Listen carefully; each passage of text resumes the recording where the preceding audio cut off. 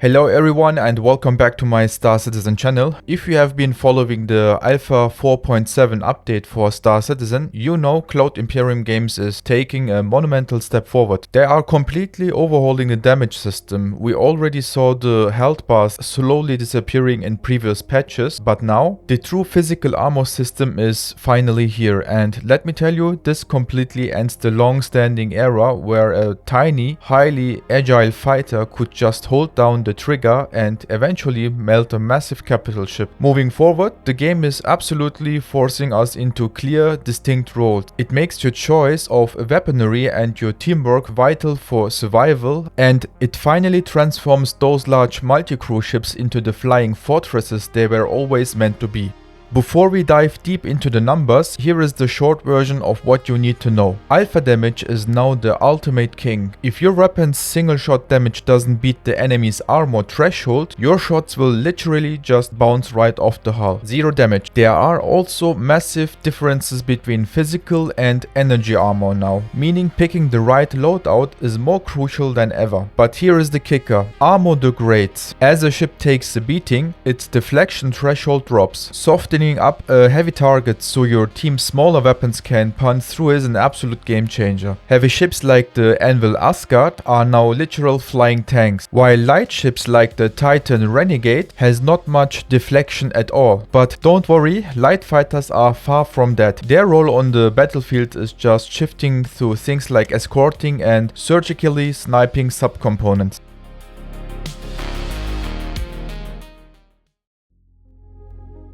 So let's talk about how this armor actually works. Star Citizen always wanted to move away from the basic principle that ships are essentially just flying health pools. But let's be honest, until now, if you just kept shooting a massive armored hull with small rapid fire weapons, it would eventually blow up if you fired long enough. Well, with 4.7, that is officially over. Alpha damage, which is the pure immediate damage of a single projectile, is now the absolutely decisive metric in combat. Every single ship now features entirely separate deflection values for physical weapons on one hand and energy weapons on the other. If the alpha damage of your chosen weapon is lower than this specific deflection value, the shot simply bounces harmlessly off the hull. You deal absolutely zero damage, and no, having 20 small weapons firing at the same time does not add their damage together to break the armor. Each individual shot is calculated entirely on its own. Added to this is the strategic choice of your damage type. Ballistic weapons will partially penetrate shields but then encounter extremely high physical armor values. Lasers, on the other hand, must first painstakingly wear down the target's shields entirely, but they often have a much easier time to ride after that, because armor against energy attacks is usually much lower. To show you exactly how ruthlessly this system works in practical gameplay, I recorded a dedicated test run for you guys yesterday, precisely on Sunday. If you look at the gameplay footage right now, you can clearly see us testing out various weapons types, all with completely different alpha damage stats against heavily armored targets, in this case the Anvil Asgard, and the visual results are just fascinating to watch. When we fire small caliber weapons that simply do not reach the target's armor threshold, you can literally see the ammunition bouncing right off the thick hull. We are doing absolutely zero damage. It is only the very moment we switch over to much heavier weapon, once where the alpha damage is actually high enough, that we will finally manage to penetrate the armor and deal real impactful damage. This video proves incredibly impressively that the raw numbers and theories from the patch notes are now harsh reality in actual moment-to-moment gameplay.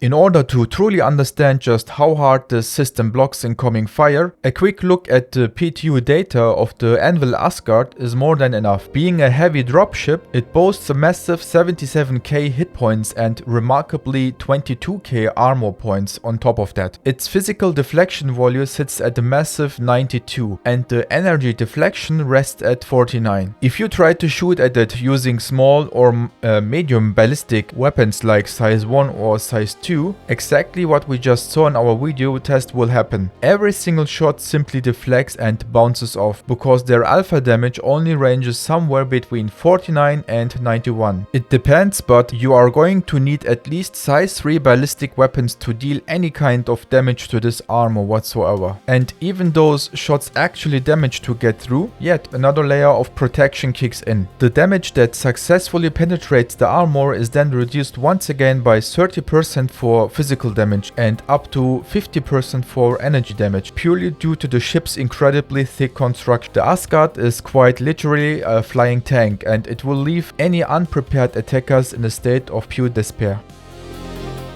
Now, to fully comprehend the system in its entire spectrum, let's flip the script and take a look at the exact opposite end of the scale, the Avenger Titan Renegade. This light fighter and fighter hybrid features a total health pool of approximately 12k and possesses only a meager 3300 armor points. Its deflection values are extremely low across the board, sitting at just 11 for physical damage and 9 for energy damage. Basically, this means that there is currently only one single weapon in the entire game that does not dish out enough alpha damage to penetrate the Renegade's armor, while it is in a pristine, undamaged state. That weapon is the tiny size 1 Gatling known as the Yellow Jacket GT210, which has an alpha damage of just 8. If you try shooting a fully intact Titan Renegade with this particular weapon, the armor will deflect entirely and do nothing. All other weapons in the game will punch right through. However, this exact scenario reveals another highly complex and brilliant mechanic of the new system: Armor Degradation. If someone else fires at the Titan Renegade using a much stronger weapon and successfully damage its armor, its deflection threshold drops in parallel. Once the armor has been sufficiently softened up by an ally's severe guns, the Titan's deflection value actually drops below the threshold of 8. From that exact moment onward, even the tiny Yellow Jacket can suddenly start penetrating the hull. A weapon that is completely useless at the very beginning of a fight can therefore become incredibly deadly as the battle progresses.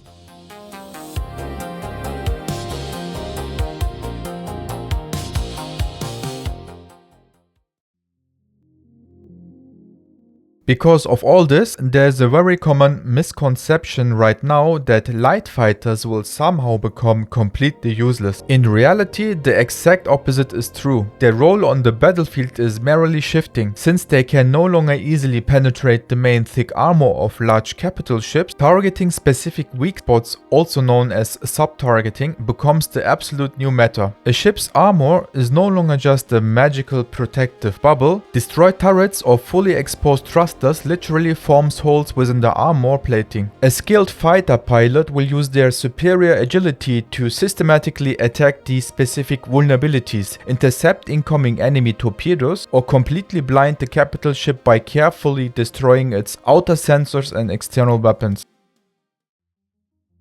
So what is the community saying about all this? Looking at the forums and Reddit, the player base is mostly reacting with massive enthusiasm. The definitive end of the absolute dominance of light fighters has been heavily demanded by players for many years now. Countless players are absolutely thrilled that fleet battles finally feel like real, authentic naval engagements, where heavy bombers, massive gunships and agile fighters all have their clear, indispensable roles to play. The new necessity to carefully planned strategic ship loadouts is also getting a ton of praise. The simple, brainless search for the weapon with the highest damage per second is officially over. Instead, intelligently mixing different weapons to break open heavy armor using high alpha damage is highly rewarded. Players who operate large multi-crew ships have expressed enormous relief, as their massive vessels will no longer end up as a mere loot pinatas for solo pilots to farm. However, it's not all positive. There are some major concerns floating around. Many experienced players are genuinely afraid that CIG might eventually cave into forum pressure. In the past, we have seen great balance ideas get discarded simply because players of small fighters complained extremely loudly that they could no longer defeat every single ship in the game all by themselves. Additionally, there is some valid criticism that certain ship values still seem a bit illogical right now. Some civilian freighters, like the Zeus for example, currently boast boast better armor values than dedicated military combat ships. CIG probably did this so they don't just instantly pop when attacked, but it really contradicts the internal lore and logic of the game. Furthermore, there are still some noticeable bugs in the damage calculation, where shots wander directly into the inner hull through destroyed components without being properly blocked by the armor at all.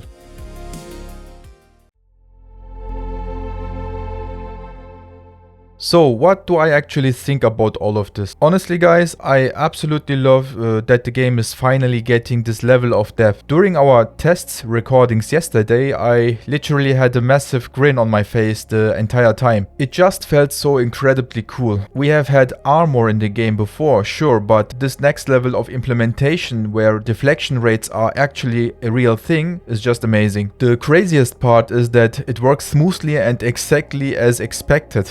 We tested it from every possible angle and we honestly didn't run into any frustrating bugs with it. Sometimes we would see something happen and think, wait, is this a bug? But then we would look closer and realize it was actually a completely logical consequence of the new mechanics. And once that clicks in your head, you just can't help but smile. Overall, I'm incredibly satisfied with the current state of P2 Wave 3. Things just feel really good right now. Aside from the armor changes, I also have to mention the new inventory system. It is absolutely fantastic and surprisingly snappy. You have to keep in mind I'm playing from Europe on the US test servers, so I usually expect to deal with some lag or ping issues. But it felt incredibly responsive. Sure, after a few hours of playing, we experienced a little bit of desync with NPCs, but to draw a bottom line for the P2 Wave 3, it's a very solid experience. I really hope this level of stability carries over to the live servers. That would be huge. Anyway guys, that is going to wrap it up for today. I really hope you enjoyed the video and found it helpful. If you did, please leave a like, and if you want to go a step further and support me and the channel, maybe even monetarily, I just want to be completely transparent with you. I'm not a full-time professional YouTuber. I have a day job, I have private responsibilities, and I simply cannot promise to upload a new video every single day or every 3 days. I make these videos whenever I have the free time because I genuinely love doing it and I love this community. So while my upload schedule might be a bit irregular, I am definitely here for the long run and there will always be more videos coming to this channel. Thank you so much for watching, take care, and I will see you in the next one.